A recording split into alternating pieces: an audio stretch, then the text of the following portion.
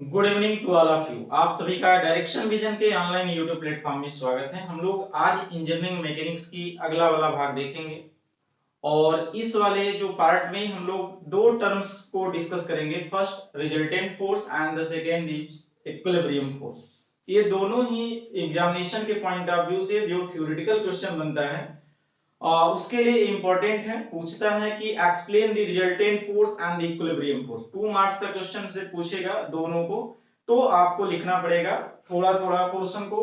और यदि एक सिर्फ पूछेगा रिजल्टेंट फोर्स को 2 मार्क्स में, तो आप कितना उसमें देंगे। कभी कभी पूछा गया कि व्हाट इज द रिलेशन या relation between the resultant force and the equilibrium force, या कभी पूछता है इक्विलिब्रियम फोर्स क्या होता है और ये कितने प्रकार के होते हैं। तो ये 2 मार्क्स में क्वेश्चन पुट अप होंगे। एक चीज बता दें, इंजीनियरिंग मैकेनिक्स का हम लोग ने 10 ईयर का पेपर सोल्यूशन ऑलरेडी कर चुके हैं। यदि आप पेपर सोल्यूशन चाहते हैं तो डायरेक्शन विजन यूट्यूब के प्लेलिस्ट में जाएंगे और वहां इंजीनियरिंग मैकेनिक्स का न्यूमेरिकल पोर्शन पर देखेंगे, तो आपको 10 वर्षों का पूरा न्यूमेरिकल सॉल्यूशन आपको मिल जाएगा। अभी हम लोग की जो क्लास चल रहा है वो एक प्रकार का थ्योरेटिकल क्लास है। तो थ्योरी वाला क्लास यदि आप पढ़ना चाह रहे हैं तो कंटिन्यूअस आप हमारे साथ जुड़ेंगे। बाकी न्यूमेरिकल के लिए आपका पेपर सॉल्यूशन ऑलरेडी पूरा 10 इयर्स का कवर किया जा चुका है। डिप्लोमा चाहे आईआरटी हो चाहे उत्तर प्रदेश पॉलिटेक्निक हो। तो हम लोग दो टर्म्स को अब समझते हैं, रिजल्टेंट फोर्स और इक्विलिब्रियम फोर्स। पहले यहां लिख लेते हैं और नोट्स को बनाते हुए चलेंगे जैसे कि हमेशा चलते थे। परिणामी बल हिंदी में हम लोग का ये जो माध्यम पढ़ने वाला होता है, दोनों माध्यम में हम एक्सप्लेन करेंगे। माध्यम हिंदी रहेगा, बट इसमें चूंकि बहुत सारे ऐसे स्टूडेंट्स हैं जो इंग्लिश लैंग्वेज को प्रीफर करते हैं, तो भी उनके लिए ये क्लास बेनिफिट करेगा, क्योंकि ये इंग्लिश में तुरंत ऑन द स्पॉट ट्रांसलेट करके बोल देंगे तो आप बना लेंगे नोट्स को। तो परिणामी बल क्या होता है, जैसे हमने यहाँ पर हेडिंग डालते हैं परिणामी बल। परिणामी बल ने इसको परिणामी बल या रिजल्टेंट फोर्स, परिणामी बल या रिजल्टेंट फोर्स। ओके, तो रिजल्टेंट फोर्स क्या होता है। यदि हम लोग सिंपल सा इंग्लिश टर्म में टेक्निकल लैंग्वेज में बोला जाए, कहेंगे it is a single force. It is a single force which produce the same effect, which produce the same effect that as produced by number of force when acting together। Hindi में यदि बात किया जाएगा तो बोलेंगे परिणामी बल वह अकेला बल है जिसका प्रभाव किसी पिंड पर लगे सभी बलों के प्रभाव के योग के बराबर होता है। मतलब यदि किसी पिंड पर बहुत सारे बल कार्य कर रहे हैं, उन सभी फोर्स का जो प्रभाव आता है, उन प्रभाव का जो योग है, उस योग के बराबर एक बल लगा दिया जाए जिसका प्रभाव वही हो जो नंबर ऑफ फोर्स लगने के कारण हो रहा था, तो उसको हम परिणामी बल रिजल्टेंट फोर्स कहते हैं। फिर से सुनेंगे, रिजल्टेंट फोर्स एक ऐसा फोर्स है, एक ऐसा फोर्स है जिसका प्रभाव वही होता है, जिसका प्रभाव वही होता है जिसपे नंबर ऑफ फोर्स लगने के कारण आ रहा था। मतलब यदि किसी बॉडी पर 5 बल लग रहे हैं और पांचों को हटा करके एक ऐसा फोर्स लगा दीजिए जिसके प्रभाव वही दिखा रहा होगा जो 5 बल लगाने के कारण हो रहा था, तो जाहिर सी बात है वह फोर्स रिजल्टेंट फोर्स कहलाता है। लिखेंगे, चूंकि लिख लेंगे परिणामी बल वह अकेला बल है, नोट्स बनाते हुए परिणामी बल वह अकेला बल है, कॉपी में नोट करिएगा, परिणामी बल वह अकेला बल है जिसका प्रभाव, जिसका प्रभाव किसी पिंड पर, जिसका प्रभाव किसी पिंड पर लगे सभी बलों के, लगे सभी बलों के प्रभाव के, सभी बलों के प्रभाव के योग के बराबर होता है। फिर से सुनेंगे, परिणामी बल वह अकेला बल है जिसका प्रभाव किसी पिंड पर लगे सभी बलों के प्रभाव के योग के बराबर होता है। यदि इसको टेक्निकल लैंग्वेज में बोला जाए, कहेंगे it is a single force, it is a single force which produce the same effect that as produced by number of force when acting together। यदि चाहे तो हमने हिंदी में बोल दिया हूं, चाहे तो इंग्लिश में लिख भी सकते हैं, it is a single force which produce the same effect। जैसे it is single force, it is single force, it is a single force which produce produce the same effect, which produce the same effect, that as produced by number of forces, that as produced by number of forces, that as produced by number of forces when acting together, यहां पर क्या बोलेंगे, when acting together, जब साथ साथ लगते हैं। इसको हिंदी में हमने अभी आपके बोला भी था कि परिणामी बल वह अकेला बल है जिसका प्रभाव किसी पिंड पर लगे सभी बलों के प्रभाव के योग के बराबर होता है। परिणामी बल ऐसे इसका एकदम ट्रांसलेट करें, इट इज सिंगल फोर्स, जो अकेला बल है, प्रोड्यूस द सेम इफेक्ट, जो प्रोड्यूस करता है, समान प्रभाव प्रोड्यूस करता है, by the number of forces, जो अलग अलग नंबर ऑफ, जो कई बल लगने के कारण प्रभाव दिखा रहा था, उसी के बराबर एक प्रभाव दिखाता है, वही एक अकेला बल है। जैसे सपोज कि एक बॉडी पर मान लीजिए कि देखिए नंबर ऑफ फोर्स काम कर रहा है, जैसे मान लीजिए F1 है, F2 है, F3 है, F4 है, तो इनके प्रभाव में ये बॉडी संतुलन में है। अब आप चाहते हैं कि इन सभी के प्रभाव के बराबर हमने एक बल लगा दिया, और ये बल कहां लगाएंगे जिसकी की वजह से संतुलन, मान लीजिए कि हम एक फोर्स यहां लगा दिया और ये फोर्स आपका F है, इस F का प्रभाव इनके सभी बलों के अलजेब्रिक सम के बराबर होगा, मतलब कि इनके प्रभाव के योग के बराबर होगा। That force is known as the resultant force, तो इसका जो प्रभाव होगा इनके सभी प्रभावों के योग के बराबर होता है। ये आप समझेंगे, कहेंगे सर इसमें सभी बल अंदर की तरफ लग रहा है, कोई जरूरी नहीं है। मान लीजिए कोई बॉडी है, इसमें 2-3 बल अंदर की तरफ लग रहा है, बाकी 1-2 बल बाहर की तरफ लग रहा है, कोई परेशानी नहीं है। 3 बल अंदर की तरफ, 2 बल बाहर की तरफ, इसके कंबाइंड का जो प्रभाव होगा उसको हटा करके एक फोर्स, यदि हम मान लीजिए इधर कोई फोर्स लगा दिया जाए, तो ये जो फोर्स होगा, जो जितना प्रभाव इस पे लगा रहा होगा, इनके प्रभाव के योगफल के बराबर हो, तो यही हमारा बल क्या कहलाता है, रिजल्टेंट फोर्स। ध्यान दीजिएगा, इसको रटना नहीं है। रिजल्टेंट फोर्स क्या होता है, कहेंगे वह एक सिंगल फोर्स होता है। क्या काम करता है, जो सभी बलों को हटा करके एक ऐसा फोर्स लगा दिया जाता है, वही हमारा रिजल्टेंट फोर्स कहलाता है। ठीक है ना, जैसा कि यहाँ पर हमने इंग्लिश में लिख दिया, बाकी हिंदी में आपको बोल दिया, तो दोनों के लिए आपका पेपर है, आप समझेंगे। मतलब रटना नहीं है कि आप एग्जाम में रट के जाएंगे, आपको इसको महसूस करते हुए पढ़ेंगे कि भाई एक रिजल्टेंट फोर्स क्या होता है। कुछ नहीं, यदि किसी बॉडी पर नंबर ऑफ फोर्स, मतलब सिस्टम ऑफ फोर्स का मतलब more than one forces which are acting, a group of the forces is known as the system of forces. एक से अधिक बलों का समूह बल निकाय कहलाता है। यदि किसी बॉडी पर बल निकाय कार्य करता है, मतलब बहुत सारे बल कार्य करता है, उसको हटा करके एक सिंगल फोर्स लगा दिया जाए जिसका प्रभाव वही हो जो नंबर ऑफ फोर्स लगने के कारण हो रहा था, तो वो सिंगल फोर्स हमारा रिजल्टेंट फोर्स कहलाता है। फॉर एग्जांपल के रूप में हमने फिगर यहां पर आपको दे दिया, ठीक है ना। तो ये आपका था। यदि इसको और तरीके से बताना हो कि भाई the combined effect of all forces is represented bye a single force, लिख सकते हैं इसको मिटा करके। हमने क्या कर देंगे, इसी को और दूसरे भाषा में, टेक्निकल लैंग्वेज में देखिए, कॉपी में नोट कर लीजिएगा। कह सकते हैं the combined effect of all forces is represented by the combined effect of all forces, the combined effect of all forces is represented by a single force, is represented by a single force। देखिए the combined का मतलब होता है एक से अधिक, combined effect of all forces, यानी सभी बलों का एक combined effect of all forces represent करता है by a single force which is known as resultant force, which is known as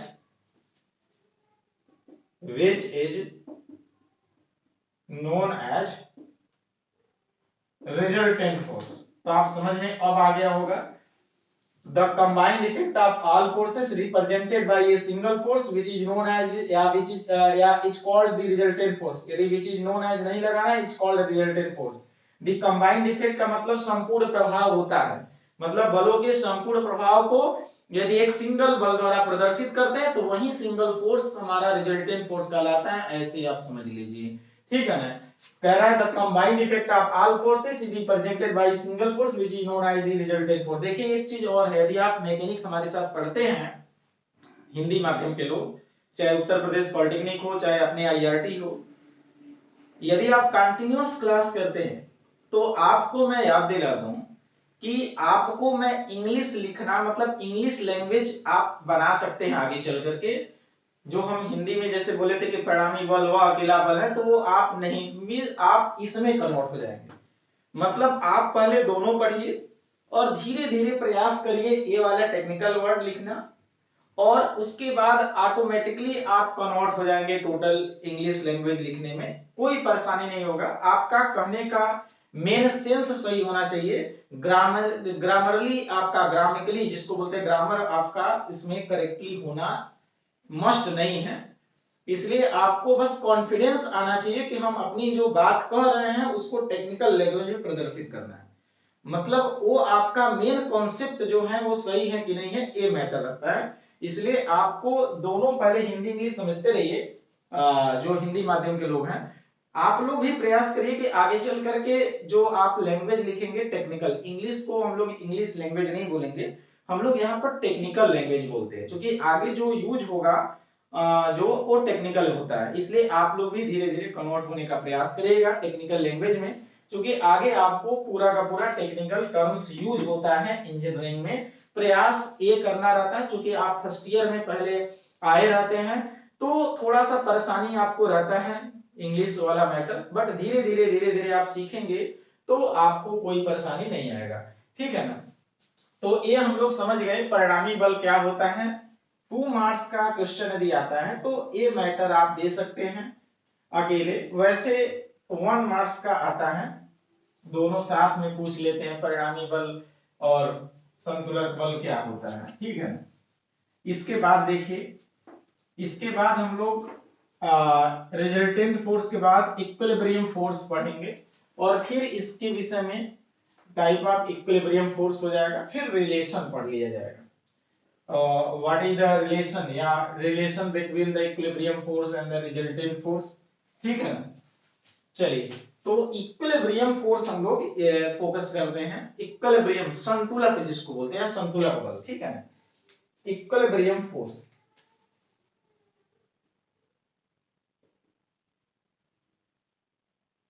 equilibrium force,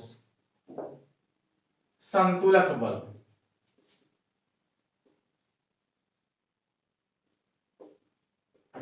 ठीक है, संतुलक बल, equilibrium, equilibrium force, equilibrium force, संतुलक बल। संतुलक बल क्या होता है? जो बल किसी बॉडी को संतुलन कर दे संतुलक बल कहलाता है। संतुलक बल का जो मान होता है परिणामी बल के मान के बराबर तथा विपरीत होता है। मतलब परिमाण में तो परिणामी बल के बराबर होता है, लेकिन दिशा में अपोजिट होता है। मींस जैसे सपोज कि कोई हमारे पास मान लीजिए एक बॉडी है, और इस बॉडी पर कोई एक बल इधर लग रहा है, एक बल इधर लग रहा है, एक बल इधर लग रहा है, एक बल इधर लग रहा है, और इसका मान लीजिए कि इन सभी बलों का रिजल्टेंट हम ये माने हैं R माने हैं, तो R मान के बराबर तथा विपरीत दिशा में एक बल कार्य करता है जो इसको संतुलन में प्रोवाइड करता है। मान लीजिए यह इक्विलिब्रियम फोर्स आपका E है, तो E का मान R के बराबर है, लेकिन डायरेक्शन में अपोजिट है। देखिए A वाला इस डायरेक्शन में है तो A वाला इस डायरेक्शन। संतुलक बल का यूज हम कहां करेंगे, हम क्यों पढ़ते हैं इंजीनियरिंग मैकेनिक्स में इक्विलिब्रियम फोर्स? हम एक एग्जांपल आपको बताते हैं सिंपल सा। दुनिया में कोई भी मशीन बनाएंगे उसमें दो भाग होगा, एक स्थिर रखने वाला भाग होगा, दूसरा घूमने वाला भाग होगा। आप एक सिंपल सा देखिए, पहिया के बिना कोई भी व्हीकल आगे नहीं बढ़ पाएगा। पहिए पावर ट्रांसमिशन का सबसे लास्ट मोड होता है, जहां पर पहिए पे पावर लास्ट में हम भेजते हैं, वो घूमने वाला भाग होता है। हम बाकी को छोड़ दिया जाए, जो सबसे जनरल एग्जांपल है, पहिए का संतुलन होना आवश्यक होता है। यदि पहिए संतुलन में नहीं होएगा तो स्टीयरिंग सिस्टम अच्छा कार्य नहीं करेगा, टायर का वियर ज्यादा हो जाएगा, बाकी और भी बहुत सारे प्रॉब्लम उसमें आ सकते हैं। इसलिए घूमने वाले भाग का संतुलन होना आवश्यक होता है, इसको हम डायनामिक इक्विलिब्रियम कहते हैं। लेकिन साथ में साथ जो भाग स्थिर हैं, जो स्टैटिक अवस्था में, स्टैटिक अवस्था में, स्टैटिकल पोजीशन में, उसको भी स्थिर होना आवश्यक है। जैसे टेबल रखे हैं तो स्थिर है, तो इसको स्टैटिकल पोजीशन में, नहीं कि कोई बैठा तो टेबल गिर गया, तो कहने का मतलब वो स्टैटिकल पोजीशन में नहीं है। मतलब दुनिया में जो भी दो प्रकार के बॉडी आपका एडजस्ट करेंगे, या तो घूमने वाले होंगे या तो स्थिर होंगे। यदि बिल्डिंग स्टैटिकल पोजीशन में है तो जाहिर सी बात है कि वो स्थिर, आप उस पे जब सीढ़ी चढ़ रहे हैं तो बिल्डिंग में कोई क्रैक ना आए, पलटे ना, तो जाहिर सी बात है कि वो संतुलन में रहेगा तभी। तो कहने का मतलब इंजीनियरिंग में आगे बैलेंस करने की आवश्यकता पड़ेगा, बैलेंसिंग पढ़ना पड़ेगा। बैलेंसिंग के लिए हमको पहले रिजल्टेंट निकालना पड़ेगा। रिजल्टेंट जब आ जाएगा तो परिणामी के मान के बराबर तथा विपरीत दिशाओं में हम बल लगा करके उसको संतुलन में कर लेंगे। कहने का मतलब इक्विलिब्रियम जो फोर्स हम लोग क्यों पढ़ते हैं, क्योंकि हमको संतुलन में लाना रहता है।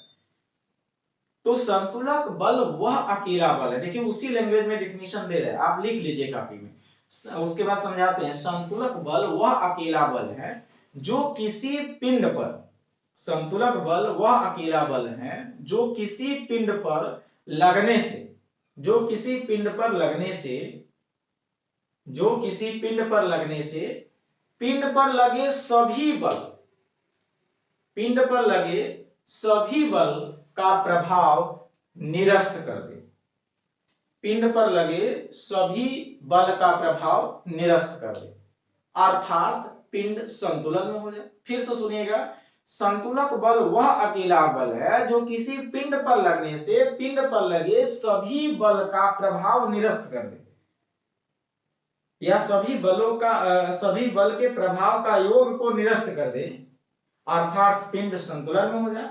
इसका कहने का मतलब यह है कि यदि किसी पिंड पर लगे परिणामी बल का मान 0 हो जाए, यदि किसी पिंड पर लगे रिजल्टेंट फोर्स का मान 0 हो जाए, तो आपका पिंड संतुलन में कहलाता है। यदि बिल्डिंग स्थिर है, स्टैटिकल पोजीशन में है, यदि, तो जाहिर सी बात है बिल्डिंग में किसी प्रकार का क्रैक नहीं है, तो बिल्डिंग पर लगे रिजल्टेंट फोर्स का मान 0 होना चाहिए। यदि बिल्डिंग में किसी कारण से रिजल्टेंट फोर्स इस direction, west direction, north south direction में कार्य करता है, तो वह अनबैलेंस के कारण कहीं से क्रैक हो सकता है। यदि आपकी फोर व्हीलर या टू व्हीलर में आप चलाते समय इस पे रिजल्टेंट फोर्स कार्य कर रहा है बाएं तरफ, तो जाहिर सी बात है कि आप बैलेंस में नहीं रहेंगे, वो आपका गिर जाएगा। यदि आप बैलेंस कर रहे हैं तो टोटल रिजल्टेंट फोर्स का मान 0 होना चाहिए। रिजल्टेंट फोर्स का मान 0 मतलब बॉडी संतुलन में है। जैसे हमने कहा, यदि किसी बॉडी में बहुत सारे बल कार्य कर रहे हैं, जैसे हमने कहा 5-6 बल F1 F2 F3 F4 F5 F6 कार्य कर रहे हैं, और इनका सभी बलों का प्रभाव इस बॉडी पर 0 हो रहा है, तो यह बॉडी संतुलन में है। लेकिन यदि किसी कारण से 6 बल लग रहे हैं और 6 बल का परिणामी का मान 0 नहीं है, बल्कि वो 3 न्यूटन का डायरेक्शन में बल कार्य कर रहा है, तो यह बॉडी संतुलन में नहीं होगा। और संतुलन में नहीं होगा तो 6 न्यूटन का बल जो दाएं तरफ लग रहा है, बाएं तरफ आपको 6 न्यूटन का बल लगाना पड़ेगा। तो जो आप बल लगाएंगे 6 न्यूटन का, उस बल को संतुलक बल कहते हैं। यही चीज हम समझाना चाह रहे हैं। संतुलक बल का उपयोग किसी बॉडी को बैलेंस करने के लिए, इक्विलिब्रियम में लाने के लिए, संतुलन में लाने के लिए यूज करते हैं। हिंदी में बोल रहे हैं, फिर से लिख लीजिए। संतुलक बल वह अकेला बल है जो किसी पिंड पर लगने से पिंड पर लगे सभी बलों के प्रभाव के योग को या सभी बलों के प्रभाव को निरस्त कर दे, अर्थात पिंड संतुलन में हो जाए, तो ऐसे बल को संतुलक बल कहते हैं। It is a single force which when acting, it is a single force which when acting with all the other forces keep the body in equilibrium. It is a single force which when acting, it is a single force, यह वह अकेला बल है which when acting, जब यह लगता है with all the other forces keep the body in equilibrium, मतलब सभी बलों के प्रभाव में बॉडी संतुलन हो जाता है। जैसे 5-6 बल लग रहा है, तो इसमें एक ऐसा बल लगा दिए जिस बल का प्रभाव इन सभी बलों के प्रभाव के बराबर हो जाए, तो जो बल हम लगाए हैं ना, ये बल हमारा क्या कहलाता है? संतुलक बल कहलाता है। तो ध्यान देना, संतुलक बल का प्रभाव क्या होता है? सभी बलों के प्रभाव के मान के बराबर, जिसको हम परिणामी बल बोलते हैं, लेकिन दिशा में अपोजिट होता है। एग्जाम्पल हमने टायर का लिया, टायर यदि अनबैलेंस है तो घिसाव ज्यादा होगा, स्टीयरिंग सिस्टम अनकंट्रोलेबल हो जाएगा और उससे बहुत सारे चीज प्रॉब्लम में आ जाएगी। और इसको अच्छा चेक करने का सबसे अच्छा तरीका है, एक एग्जांपल देखिए। मान लीजिए एक टायर है, आप ध्यान दीजिएगा, एक प्रैक्टिकल एग्जांपल आपको बता रहे हैं। ये हमारा पहिए का टायर है या पहिया है, चलिए किसी एक पहिए को हम निकालते हैं वहां से, व्हील से, चाहे चार ट्रैक्टर का हो, चाहे ट्रक का हो, चाहे फोर व्हीलर का हो, ध्यान दीजिए, और किसी एक रॉड में लगा देते हैं जो थोड़ा जमीन से ऊपर हो। अब हम क्या करते हैं, पहिए को हाथ से घुमाते हैं, देखिएगा पहिए को हाथ से घुमाते हैं और कुछ क्षण रुकने का इंतजार करते हैं। एक प्रैक्टिकल समझिएगा, पहिए को हमने कुछ घुमाए और उसको रुकने का इंतजार करेंगे। रुकने के बाद जैसे ही इंतजार करने के बाद जब आएगा, जो पोर्शन सबसे नीचे एकदम नीचे रहेगा, वहां चाक से हम निशान लगा दिए एक बार। अब हम क्या करते हैं, फिर पहिए को घुमाते हैं, फिर रुकने का वेट करते हैं। जब रुके तो सबसे नीचे वाला जो पोर्शन होगा, जो सबसे एकदम यहां, वहां हम निशान लगा देंगे। फिर हम इसको घुमाएंगे, फिर वही काम करेंगे।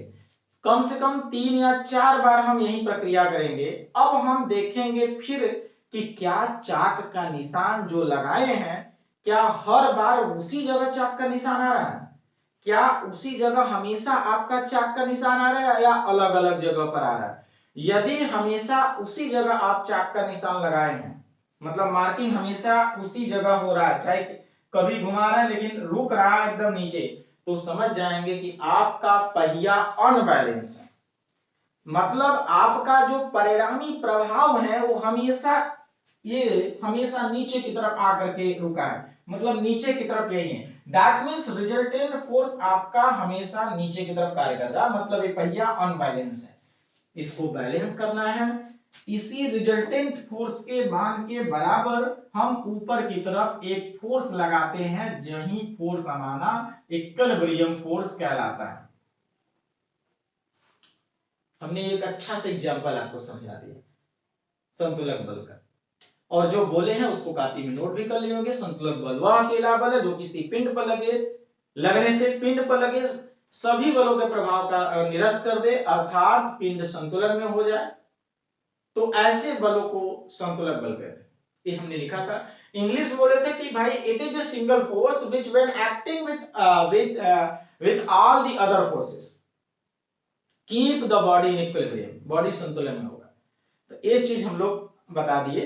दो प्रकार का, एक आप देखे कि रिजल्टेंट और एक आप देख लिए इक्विलिब्रियम। अब हम इसका एग्जांपल भी दिखा दे भाई। हमेशा पहिए घुमाएंगे, 4 बार घुमाएंगे, यदि चाक चारों बार नीचे एकदम सेम निशान पर आ रहा है तो समझ जाएंगे जो चाक वाला जहां निशान लगा रहा है वो आपका भारी है, मतलब पूरा पहिए का प्रभाव नीचे की तरफ काम कर रहा है। यदि इसको बैलेंस करना है, इसी के मान के बराबर ऊपर की तरफ हम उतना वेट लगा देंगे तो पहिया बैलेंस हो जाएगा। आप कहेंगे सर यदि चाक का निशान अलग अलग आ रहा है तो कोई परेशानी नहीं है, अलग अलग आ रहा तो पहिए आपका बैलेंस है, उसका कभी नीचे रुकेगा कभी इधर रुकेगा, कोई पोर्शन नीचे रुक सकता है, लेकिन हर बार वही पोर्शन नीचे रुकना यानी ये बताता है कि पहिए का वो पोर्शन भारी है इसलिए नीचे रुक रहा है। तो इससे पता चलता है। इससे तमाम इंजीनियरिंग के वस्तुओं को बैलेंस करने की प्रक्रिया ये है। आगे आप पढ़ेंगे थ्योरी ऑफ मशीन जब, तो उसमें बैलेंसिंग पढ़ा जाता है। ठीक है, इसको मिटाते हैं और आगे देखेंगे कि कितने पोर्शन हमारा बैलेंस इक्विलिब्रियम का कितने भाग है। हमने कहा 2 भाग है, एक आपका स्टैटिक और दूसरा होता है डायनामिक। समझ लेते हैं और उसके बाद रिलेशन पढ़ लेते हैं, फिर आज मतलब आगे डिस्कस करते हैं। इसके 2 भाग हैं। कौन कौन भाग है भाई? स्टैटिक इक्विलिब्रियम, स्टैटिक इक्विलिब्रियम, और दूसरा होता है डायनामिक इक्विलिब्रियम।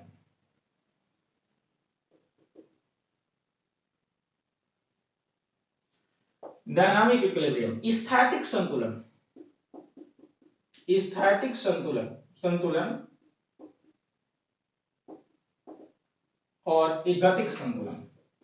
समझेंगे क्या होता है स्थैतिक संतुलन और गतिक संतुलन होता क्या है, ध्यान देना। होता क्या कहेंगे, जब बल निकाय या जब बल निकाय किसी स्थिर पिंड पर इस प्रकार कार्य करता है कि वह सदैव स्थिर ही रहे। जब किसी पिंड पर बल जब बल निकाय या number of force which are acting on a stationary body it is always stationary that is known as the statical equilibrium. यदि बल निकाय किसी स्थिर वस्तु पर स्थिर पिंड पर कार्य इस प्रकार कार्य करे कि वह सदैव स्थिर रहे। फिर से सुनेंगे, जब बल निकाय मतलब एक से अधिक बल किसी स्थिर पिंड पर कार्य करे। जब एक से अधिक बल या बल निकाय या ग्रुप ऑफ द फोर्सेस स्थिर पिंड पर कार्य करे, इस प्रकार कार्य करे कि वह सदैव स्थिर रहे, तो इस प्रकार हमारा इसको हम स्थैतिक संतुलन कहते हैं। सिमिलरली देखिए गतिक संतुलन में क्या होता है, जब बल निकाय एक समान गतिमान किसी पिंड पर इस प्रकार कार्य करे कि वह एक समान गतिमान बना रहे, तो इस प्रकार का जो संतुलन कहलाता है गतिक संतुलन कहलाता है। जैसे आप बाइक चला रहे हैं और कोई जाकर के पीछे से खींच रहा है, फिर भी बाइक का स्पीड एकदम वैसे बना रहे, तो समझेंगे उस समय तक आप गतिक संतुलन में है। लेकिन यदि बाइक की स्पीड धीमा हो जा रहा है, स्लो हो जा रहा है, तो समझ जाएंगे आप जिस स्पीड से जा रहे थे नहीं है, मतलब आप गतिक बैलेंस में नहीं है, गतिक इक्विलिब्रियम में नहीं है। कोई जैसे सपोज रोटेशन हो रहा है, आप रोकने चाह रहे हैं, नहीं रुक रहा है, सेम स्पीड से घूम रहा है, मतलब वो डायनामिकल इक्विलिब्रियम में है। लेकिन आप रोक दे रहे हैं या कुछ स्पीड धीमा कर रहे हैं, तो जाहिर सी बात है वो डायनामिकल इक्विलिब्रियम में नहीं है। समझ गए कैसे इसको लैंग्वेज में लिखेंगे हिंदी माध्यम में कहेंगे, जब बल निकाय एक समान गतिमान किसी पिंड पर इस प्रकार कार्य करे या लगाया जाए कि वो एक समान वेग से गतिमान बना रहे, तो इस प्रकार के संतुलन को हम डायनामिक इक्विलिब्रियम या गतिक संतुलन कहते हैं। समझ में आ गया। हम एकदम आम बोलचाल जो भाषा बोलते हैं उसी भाषा में हम डेफिनेशन बता रहे हैं। जब बल निकाय किसी स्थिर पिंड पर इस प्रकार कार्य करे कि सदैव स्थिर रहे, जब बल निकाय किसी एक समान गतिमान पिंड पर इस प्रकार कार्य करे कि वो एक समान गतिमान बना रहे, एकदम इसी प्रकार से डेफिनेशन दिया गया। आप कॉपी में लिख सकते हैं और आराम से कर सकते हैं। अब जो सबसे ज्यादा मोस्ट इंपॉर्टेंट मैटर आता है, द रिलेशन बिटवीन, देखिए इसके बाद the relation between resultant force and the equilibrium force. ये हम लोग का कभी कभी पूछता है रिलेशन 2 मार्क्स का, तो ये कैसे लिखेंगे, देखिए relation between the relation between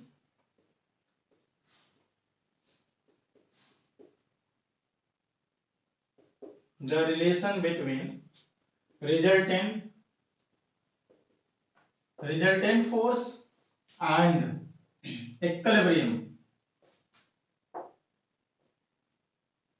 equilibrium force, मतलब परिणामी बल संतुलन बल में संबंध क्या है। हमने एक एग्जांपल देखा कि भाई एक बिंदु पर या एक बॉडी पर एक बल लगा है, 2 बल लगा है, 3 बल लगा है, 4 बल लगा है, 5 बल लगा है, मान लीजिए F1 लगा है, F2 लगा है, F3 लगा है। अब इसका परिणामी कैसे निकाला जाएगा ये तो बाद में बताएंगे।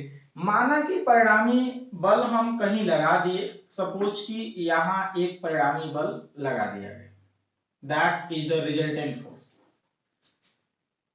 और रिजल्टेंट फोर्स के बराबर तथा विपरीत डायरेक्शन में एक हम क्या लगाएंगे, फोर्स लगाएंगे, उसको हम संतुलक बल कहते हैं। देखिए एकदम सेम डायरेक्शन, और मान लीजिए ये हमारा क्या है, अब हम क्या बोलेंगे, माना कहेंगे इक्विलिब्रियम फोर्स आर इन कहेंगे equilibrium force are in equal in magnitude, equilibrium force